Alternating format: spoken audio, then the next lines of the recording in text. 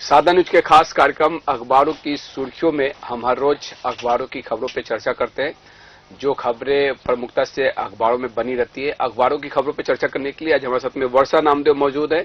अखबारों की खबरों में अगर देखा जाए तो अमित शाह छत्तीसगढ़ दौरे पे है और छत्तीसगढ़ दौरे के दौरान राष्ट्रपति कलर अवार्ड, साथ ही बस्तर ओलंपिक समापन समारोह और सरेंडर नक्सलियों से बातचीत है। ये तीन प्रमुख कार्यक्रम रहे जिसमें केंद्रीय गृह मंत्री अमित शाह ने शिरकत की।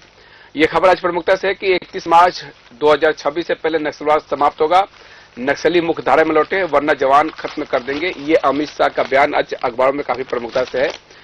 इसमें अगर देखा जाए तो छत्तीसगढ़ दौरे पे आए केंद्रीय गृह मंत्री देते हैं कि नक्सल खात्मे की डेडलाइन, ये पहले भी डेडलाइन उन्होंने कई मर्तबा बतलाया है। और ऐसे में अगर देखा जाए तो जिस तरह से वो नक्सलगढ़ में मौजूद रहे, जवानों के हौसला अफजाई करते नजर आए, 2900 जो सरेंडर नक्सली थे वो बस्तर ओलंपिक में शामिल होते नजर आए। तो बस्तर में किस तरह से शांति लौटे, किस तरह से नक्सलवाद का खात्मा हो, इसको लेकर एक डेडलाइन तैयार की गई है।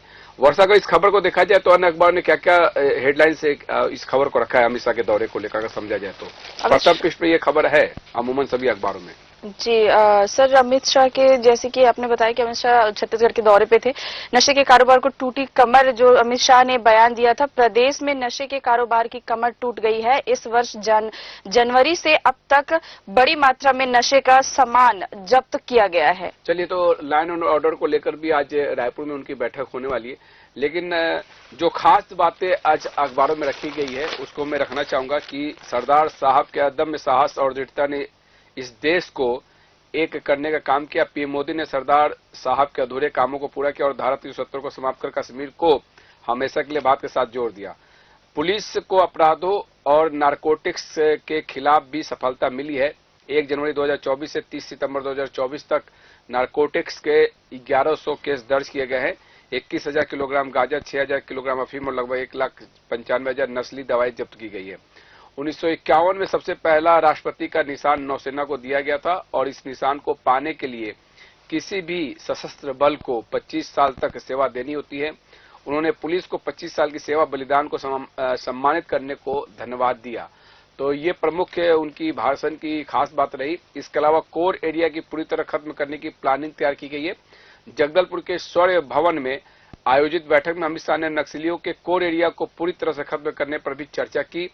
अफसरों ने गृह मंत्री अमित शाह को बताया कि हाल के दिनों में फोर्स ने गुंडम, कोंडापल्ली, जीरपल्ली, गलगम, पुरवती, रायगुड़ेम जैसे स्थानों पर कैंप खोलकर नक्सलियों के कोर एरिया को खत्म करने में बड़ी सफलता हासिल की है। इसके अलावा भी बाकी बचे स्थानों पर जल्द ही पुलिस कैंप खोलने की जानकारी अफसरों ने अमित शाह को दी है। साथ ही अगर बात की जाए मुख्यमंत्री विष्णुदेव साय जो इन कार्यक्रमों में मौजूद रहे, तो नक्सल पीड़ित दिव्यांगों ने तो हार मानी है और ना आगे भी मानेंगे, ना तो हार मानी है ना आगे भी मानेंगे। यहाँ पे शाह ने कहा कि बस्तर ओलंपिक न केवल खेल आयोजन है बल्कि बस्तर में बदलाव की तस्वीर है और ये तस्वीर बस्तर ओलंपिक पूरे बस्तर की उम्मीदों की पहचान है। इस मौके पर मुख्यमंत्री विष्णुदेव साय ने कहा कि नक्सल पीड़ित दिव्यांगों ने भी खेल स्पर्धाओं में हिस्सा लेकर संदेश दिया है। उन्होंने अब तक ना तो हार मानी है और ना आगे भी कभी हार मानेंगे। बस्तर में शांति की स्थापना के लिए वे तन मन से संकल्पित है। इसके अलावा 1000 नक्सली गिरफ्तार, 837 का समर्पण। गृह मंत्री ने यह भी कहा कि पीएम मोदी के नेतृत्व में पिछले 1 साल में नक्सलियों के खिलाफ में लड़ाई में सुरक्षा बलों ने 287 नक्सलियों को न्यूट्रलाइज किया है। 1000 की गिरफ्तारी हुई है और 837 नक्सलियों ने आत्मसमर्पण किया है। तो नक्सल मोर्चे पे लगातार बड़ी सफलता फोर्स को मिल रही है। फोर्स का मनोबल काफी ऊंचा है और लगातार अमित शाह ने जिस तरह से पिछले दिनों अपनी कई सारे भाषणों में इस बात का जिक्र किया कि जो भी अधिकारी हैं, जो भी मंत्री हैं, वो नक्सली कैंपों में रात गुजारे और लिहाजा अमित शाह के अभी रात किसी कैंप में रात गुजारने को लेकर खबरें थी। अभी तक वहां से जो खबरें निकल के सामने आ रही है कि उन्होंने जवानों का हौसला बढ़ाया है। तो जवानों के हौसले काफी बुलंद है। आप ये भी देखिए कि मुख्यमंत्री विष्णुदेव साय खुद उन्होंने एक जवानों के साथ में रात गुजारा था कैंप में और लिहाजा वहां जवानों का उन्होंने मनोबल भी बढ़ाया। तो उसके बाद में लगातार नक्सल ऑपरेशन पर बड़ी सफलता है यहाँ पे पुलिस को मिलती नजर आई। तो आप ये भी देख सकते हैं कि लगातार ये मैसेज देने की कोशिश है कि मार्च 2026 जो डेडलाइन रखी गई है उसको लेकर सरकार ने काफी आक्रामक रवैया अपना रखा है। इसके अलावा अगर बात की जाए तो एक खबर जो उस्ताद जाकिर हुसैन की सेहत को लेकर है कि बेहद नाजुक, आईसीयू में भर्ती है। अमेरिका अफवाह में प्रशंसक चिंतित हो गए। तो लगातार सोशल मीडिया पे ये खबरें प्रसारित होती रही कि जाकिर हुसैन नहीं रहे, लेकिन प्रसिद्ध तबला वादक उस्ताद जाकिर हुसैन की तबीयत बेहद खराब है। हृदय संबंधी गंभीर बीमारियों के कारण अमेरिकी शहर सैन फ्रांसिस्को के एक अस्पताल में भर्ती हुसैन को रविवार को आईसीयू में शिफ्ट किया गया। इसके बाद सोशल मीडिया पे उनके निधन की अफवाह फैल गई। ये खबर को भी प्रमुखता से अखबार में रखा है।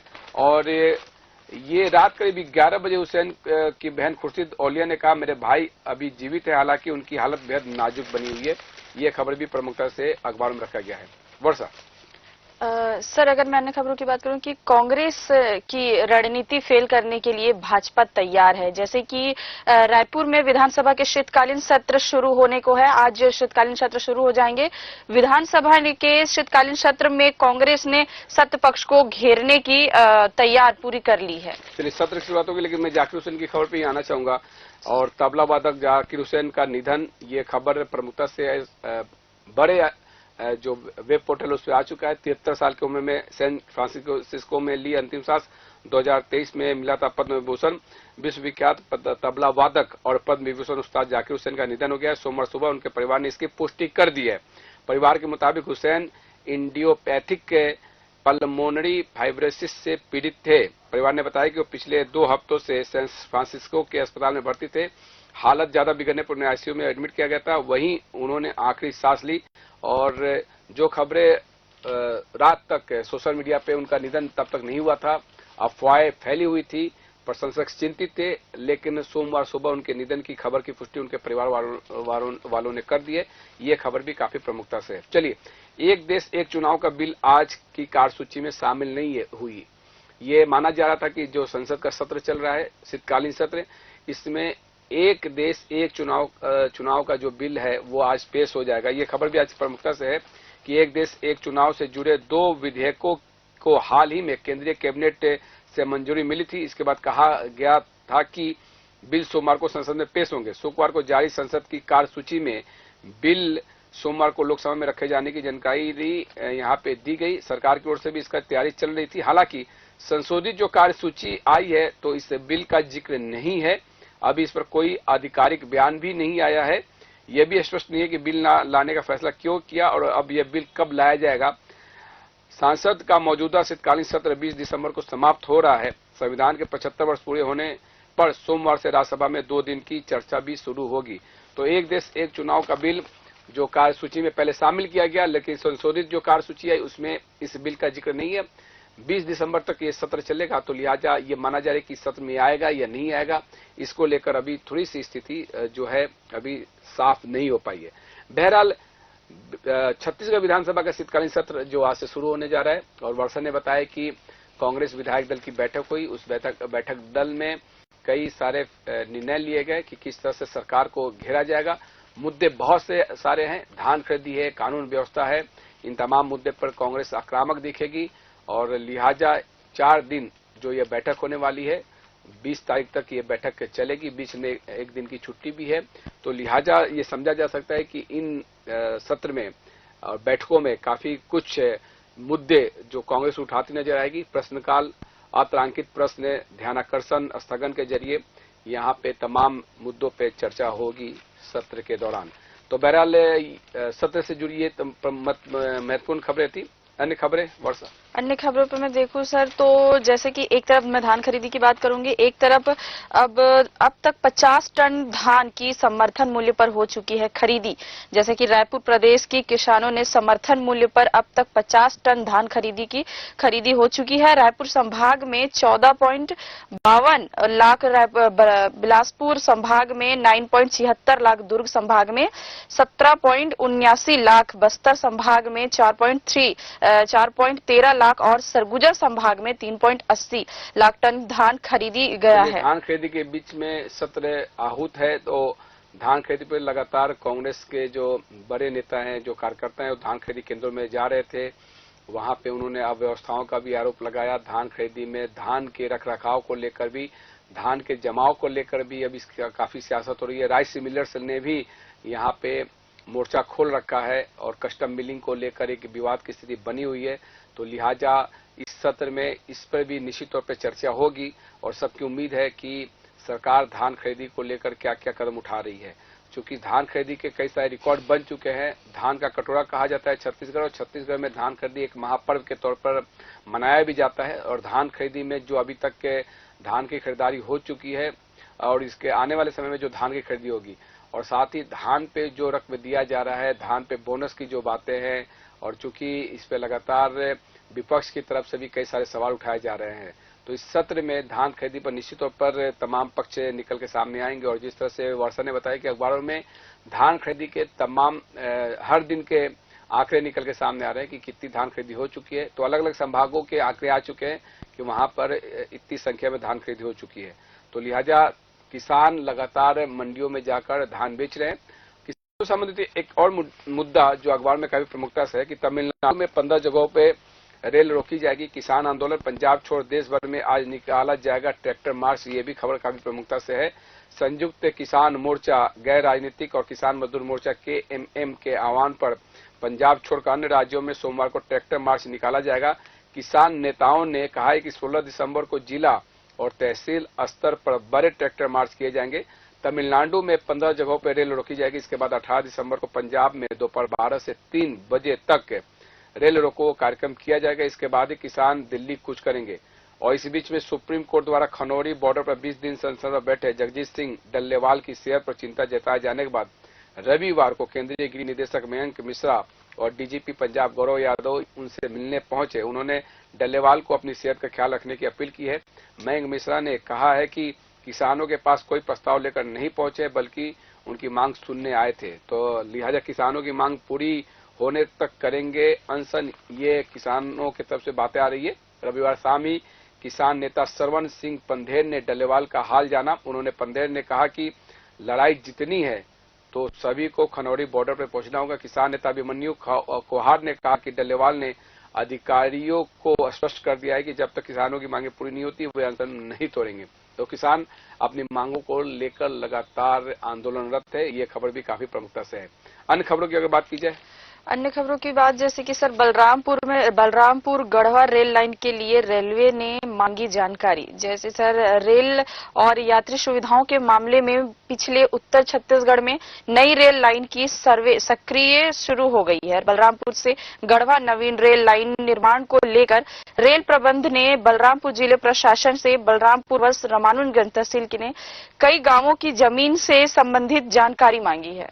चलिए, तो उत्तरी छत्तीसगढ़ से एक खबर निकल सामने आ रही है। गढ़वा से रेल लाइन जोड़ना जो प्रस्तावित है और इस पर काफी लंबे समय से मांगे उठती रही है। गढ़वा को किस तरह से अंबिकापुर से जोड़ा जाए, और दूरी भी बहुत ज्यादा नहीं है लेकिन पहाड़ी रास्ते हैं, तो लिहाजा इस पे सर्वे भी हो चुके हैं। और एक खबर उत्तरी छत्तीसगढ़ से भी निकल के सामने आ रही है कि उत्तरी छत्तीसगढ़ में लगातार चल रही शीतलहर, 2 दिन और कड़ाके की ठंड, बारिश के कारण बढ़ेगा रात का तापमान, सिस्टम बनने की संभावना, बस्तर में बादल बारिश भी। तो उत्तरी छत्तीसगढ़ शीतलहर की चपेट में, ये खबर भी काफी प्रमुखता से। एक खबर और आना चाहूंगा जो उत्तरी छत्तीसगढ़ में ये मुद्दा काफी प्रमुखता से रहा, हाथियों का। और हाथियों के कॉरिडोर में बसे मैनपाट के कंडराजा की बदल रही पहचान। अब 500 लोग सुरक्षित है। हाथी उजाड़ देते थे घर, मुआवजा से बसाया है एलिफेंट प्रूफ नया गांव। ये एक बदलाव की बात अखबार में रखी गई है कि जो गांव हाथियों के हमले से लगातार परेशान रहते थे, और यहाँ पे एक मिसाल पेश की गई है कि हाथियों की कॉरिडोर में बसे मैनपाट के कंडराजा की पहचान बदली है, 500 लोग सुरक्षित है। अब मुआवजे से ही उन्होंने एलिफेंट प्रूफ नया गांव बनाया है और 120 हाथी यहाँ अधिक उत्पात मचाते हैं। छत्तीसगढ़ में सबसे अधिक 120 हाथी अलग अलग दल में सरगुजा रेंज में भटक रहे हैं। सरगुजा, सूरजपुर, बलरामपुर और कोरिया जिले में 500 से अधिक गांव हाथियों से प्रभावित है। ये गांव जंगल में लगे हैं या फिर हाथियों के कॉरिडोर में बसे हैं, जहां से हाथी एक क्षेत्र से दूसरे क्षेत्र में मूवमेंट करते हैं। तो बार बार जो हाथी घर उजाड़ते थे, फसलों को बर्बाद करते थे, और दशक भर ऐसा ही चला। इस बीच कई बार हाथियों के उत्पात से गांव जमीदेव जो हुआ, 3 ग्रामीण भी मारे गए। लेकिन ग्रामीणों की नई तरकीब से अब कंडराजा की पहचान बदल गई है। गांव वालों ने एलिफेंट प्रूफ नया गांव बसा दिया है, जिसमें करीब 7 साल से गांव पूरी तरह से सुरक्षित खड़ा है। अब इस गांव में हाथियों के कारण किसी की जान नहीं जाती। दरअसल ये बदलाव गांव के हाथियों से सुरक्षा के हिसाब से बसाए जाने के बाद आया है। 500 आबादी वाले पटेल पारा और बैगा पारा कंडराजा के आश्रित गांव हैं। 56 परिवारों को बस्ती से बाहर एक ही जगह बसाया गया है और खास बात यह है कि इस पर अलग बजट का प्रबंधन नहीं करना पड़ा। हाथियों से मकान के क्षति का जो मुआवजा बंटना था उसी राशि से नया गांव बसाया गया है और ऐसा प्रयोग कहीं और नहीं दिखा है। ये अपने आप में एक नया प्रयोग है। हाथी विशेषज्ञ प्रभात दुबे के अनुसार हाथियों के आने पर रात भर निगरानी करनी पड़ती थी। कंडराज हाथियों के कॉरिडोर में बसा गांव है। कुछ साल पूर्व हाथियों काबू से यहां आने के बाद पूरे घरों को गिरा दिया करते थे। तो एक बदलाव की खबर आज अखबार में काफी प्रमुखता से। अन्य खबरें वर्षा? अन्य खबरों पर मैं देख पा रही हूँ जैसे कि राशन दुकान की मैं बात कर दूं, राशन दुकान में 42 लाख का खनन घोटाला 2 पर हुई FIR दर्ज। चलिए, तो FIR दर्ज हुई है, उसको लेकर ये खबरें काफी प्रमुखता से। अखबारों की सुर्खियों में चलते चलते कुछ खबरों को मैं संक्षिप्त में रखना चाहूंगा। 18 फीट ऊपर ओम पर्वत पर फिर जमी बर्फ है। इसके अलावा अतुल सुसाइड मामला जो सोशल मीडिया में काफी चर्चाओं का विषय बना रहा। पत्नी निकिता, सास और साला गिरफ्तार हुआ है। पत्नी को हरियाणा, 2 अन्य सदस्यों को यूपी से दबोचा गया है। इसके अलावा महाकुंभ की तस्वीरें निकल के सामने आनी शुरू हो गई है। प्रयागराज से पहले शाही जुलूस के साथ संगम पर पवित्र स्नान, ये खबर आज प्रमुखता से है। सिर्फ हार्ट ही नहीं, किडनी, लंग्स और फेस ट्रांसप्लांट करवाने वालों ने भी ये बदलाव महसूस किए। अंग प्रत्यारोपण करवाने वालों में डोनर की पसंद, यादें एवं भावनाएं भी आ रही हैं। रिश्तों को लेकर बदला नजरिया। वैज्ञानिक बोले सेल मेमोरी से ये संभव है। मतलब जिनका अंग प्रत्यारोपण होता है, जिसे लिया जाता है, उसकी भावनाएं भी आ रही है। इस पर कई मरतबा इस पर चर्चा हो चुकी है। देश का पहला डायबिटीज बायो बैंक चेन्नई में स्थापित किया गया है। राम मंदिर को सुरक्षा के लिए ब्रिटेन का अवार्ड मिला है। विश्व एथलेटिक्स विरासत संग्राम में नीरज की जर्सी। कुंभ में एंटी ड्रोन सिस्टम तैनात, 2 ड्रोन नष्ट किए। तेजी से बढ़ रहे 5G फोन, चीन से अंतर कम हुआ। पाकिस्तान राज कपूर की 100वीं जयंती मनाई। तो 100वीं जयंती जो राज कपूर की है, जिसको लेकर कपूर खानदान से प्रधानमंत्री नरेंद्र मोदी ने भी मुलाकात की थी, तो वहां पाकिस्तान में भी मनाया गया है। इसका नदी किनारे क्लिनिक ऑन बोर्ड, अब तक 40 लाख लोगों का इलाज हुआ है। निचले इलाकों में मृत्यु जो दर थी, मातृ मृत्यु दर 95 रह गई है। ये असम से खबर निकल के सामने आ रही है। इसके अलावा जयपुर में कोचिंग क्लास रूम में जहरीली गैस, 10 बेहोश है। बंगाल से खबर है कि फिल्मों में से होती है पढ़ाई, ना होमवर्क ना स्कूल बैग, होम ट्यूशन की मनाही। छात्र शिक्षक डिस्कशन से पूरा होता है सिलेबस। स्कूल परिसर पूरी तरह साइलेंस जोन है।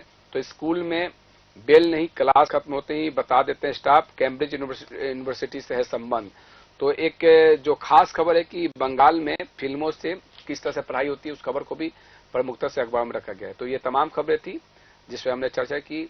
वर्षा मौजूद थी, वर्षा का धन्यवाद करना चाहूंगा इस चर्चा में शामिल होने के लिए। अखबारों की सुर्खी में बस इतना ही। साधना न्यूज पे खबरों का सिलसिला जारी रहेगा। Back to studio.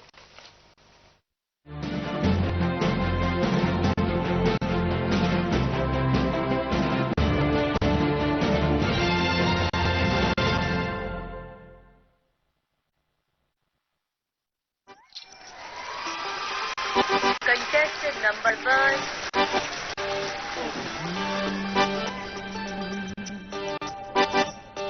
इसकी स्माइल अच्छी है लेकिन दिल से खुश नहीं